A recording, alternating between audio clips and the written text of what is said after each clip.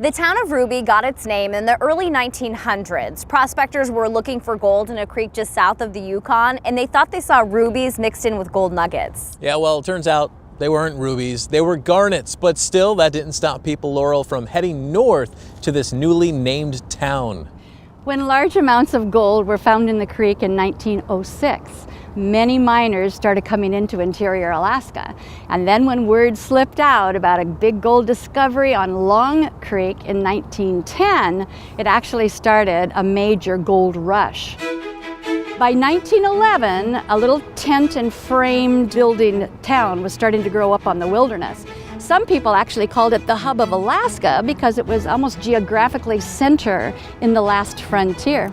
And the little town had electricity and telephones, hotels, movie theater. It even had scheduled barge and riverboat service and was rivaling Fairbanks as the center of civilization in Alaska. During that time, there were quite a few gold discoveries in the area that kept people coming north.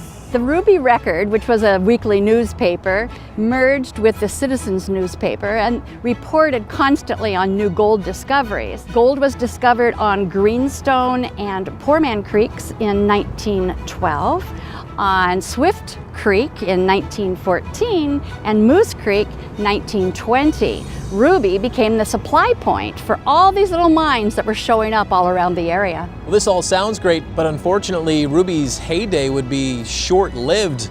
Laurel, what happened? Well, in 1918, a lot of the men went off to war. And then later that year, the Princess Sophia sank near Sitka with many of the businessmen from Ruby on board. And then in 1929, a huge fire went right through their business district and destroyed many of the businesses. And to top it off, 2 years later, 1931, a big flood came in and destroyed the businesses that had survived the fire. So today, Ruby is the northern checkpoint on the Iditarod Sled Dog Race Trail, and most of its residents are Koyukon Athabascan Indians.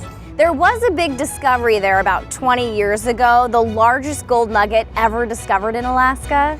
In 1998, Ruby again was in the spotlight. That's when Barry Clay, who was working the same mine as his grandfather on Swift Creek, he'd mined it in 1915, discovered a huge nugget rolling down a mound of dirt right in front of his bulldozer blade. It weighed in at 294.1 troy ounces. Up to that point, for almost 100 years, a nugget weighing 182 ounces found at Anvil Creek near Nome had held that record.